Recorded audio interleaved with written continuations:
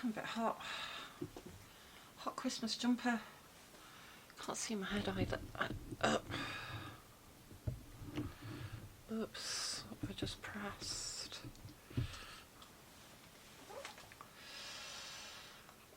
Right, testing. I think I am recording. I've got a strange half light over here.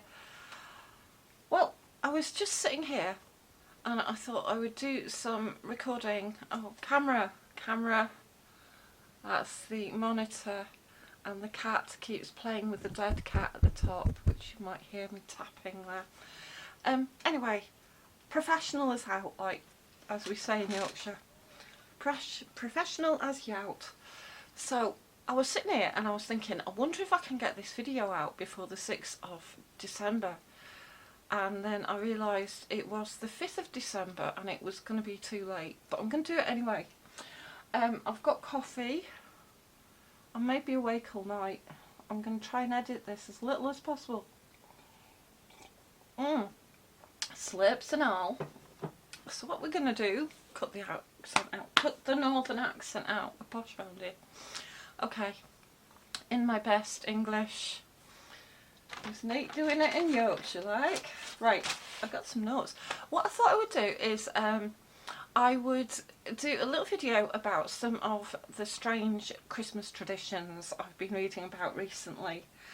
And I mean, they're all strange, let's face it. I mean, Santa Claus is a big fat man in a red suit who comes down your chimney at night, who flies over from Lapland on a sleigh led by reindeers, and you leave a stocking out for him so he can fill it with presents, and then you give his reindeer a carrot and you leave him a mince pie.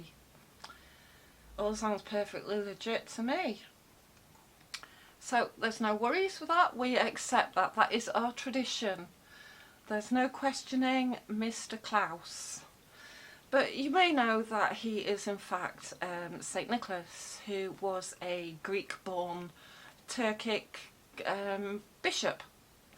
And the story goes that he was actually renowned for giving gifts anonymously to help people. And one of the stories goes that he saved three young girls, from a life of destitution and prostitution by secretly dropping gold coins into their father's window. And he dropped one bag of coins each night for 3 nights, and therefore their father could afford to give them a dowry and save them from a destitute life, as it were. He was also decanonised for a while. He was defrocked, as they say, and after his life he became a saint. He was reputed to have performed a few miracles. One miracle was that he resurrected dead children. That's a very gruesome story, but was very popular in its day. Apparently the children had been killed and turned into pickled ham, and he resurrected them. This is the cat back to play with my dead cat on the microphone there. It's fascinating to them, it really is. So anyway, this was the story of St. Nicholas. And as you know, Santa Claus is in fact Santa Claus, which is my German accent, yeah. He's very, very known in Germany as Klaus. Everybody is Klaus in Germany. Klaus is everywhere. My apologies if I'm offending any Germans. But as you know, the 6th of December is St. Nicholas's Day. And in Germany, it was a tradition to put out your shoes that outside. We used to do it as kids. They considered us too old after a while, which is a bit of a shame. But we put our shoes outside our bedroom door, and in the morning we either got a coin or an orange.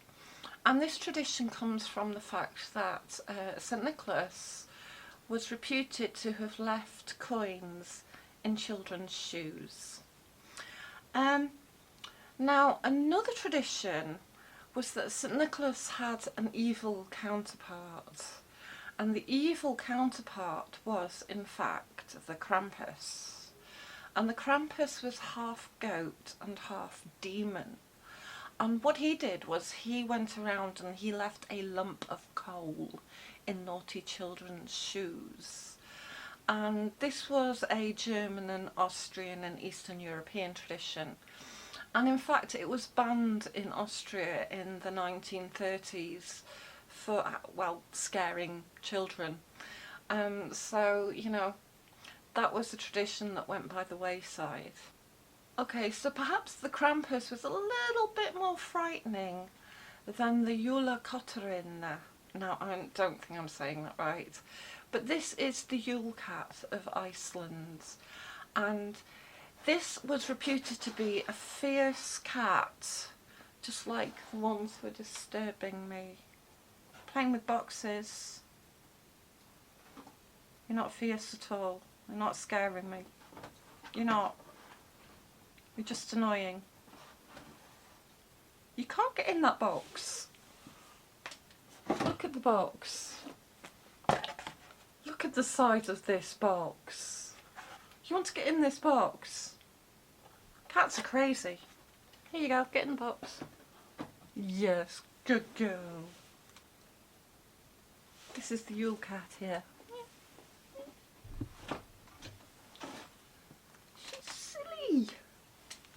She's silly. She's not very cuddly. Are you? My little ginger girl. Ow, with sharp claws. Sharp claws. Talking of the Yule Cat. Very sharp teeth and sharp claws. And it would hide out in the snow and the cold in Iceland. And it would eat people who wore scruffy clothes. And this was legit. This was like a legend. And of course, therefore, you would want to wear your best new Christmas jumpers, which was quite fortuitous to the wool trade, which is where this legend apparently came from, to try and promote the wool business during the winter months. And so, of course, you would want to wear, this is last year's Christmas jumper. I've got to admit, unfortunately, we've got no shops open. And I bought it from the Edinburgh Wool Mill, and I'm afraid I think it's going into recession. It's one of my favourite shops. Anyway, I'm not being sponsored. I'm not. So this was the legend of the Yule Cat. Tell me how you say that. Yule Cat. I don't speak Danish, Icelandic, Swedish, nor Scandinavian. No, we just speak like this. Anyway, so, oh yes, okay. So another strange custom is I love these Germanic and Norse customs. This is the German custom of hiding the pickle. And this would happen on Christmas Eve. You would hide a pickle in the Christmas tree.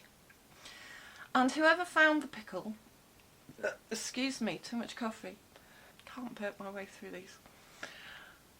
And whoever found the pickle on Christmas morning, whichever child found the pickle, would receive good luck for the coming year and get a very special extra Christmas gift. Now, the Germans obviously liked hiding things because they had another tradition where they would hide their brooms before they went to bed, and what they would do was they made sure they hid the household broom.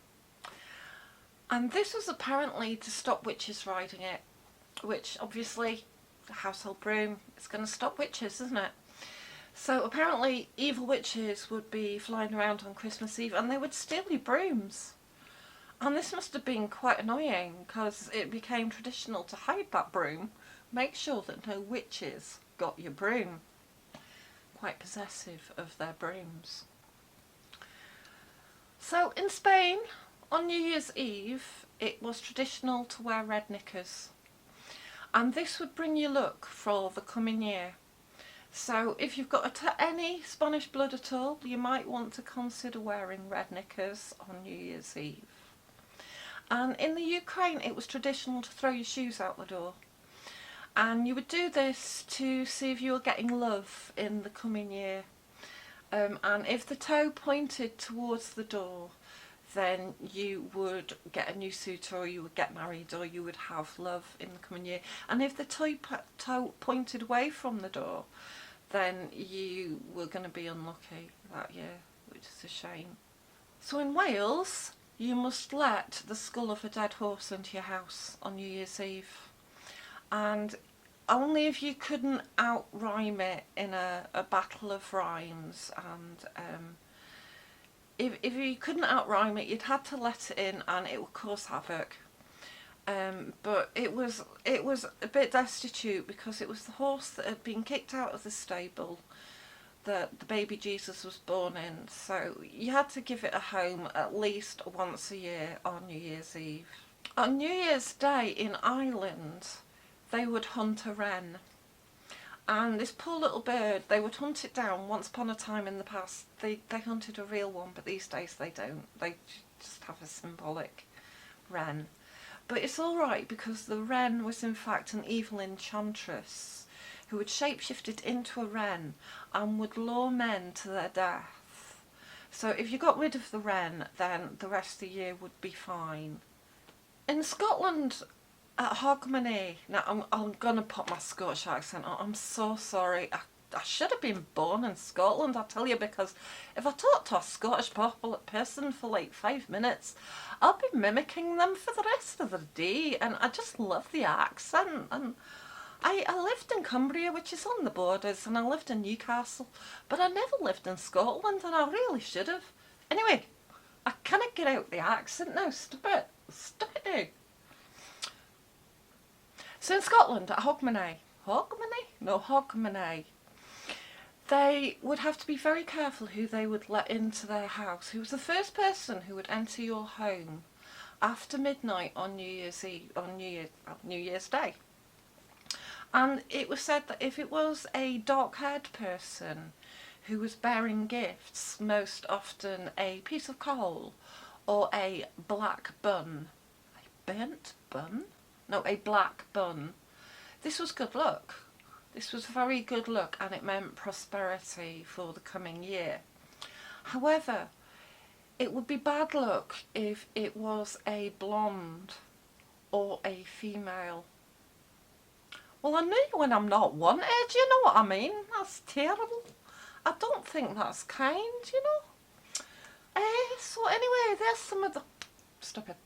There's some of the strangest traditions surrounding Christmas and New Year that I could think of. If you've got any more, then please add them in the comments below. Thank you for listening. I hope to speak to you again soon. Cheers, bye.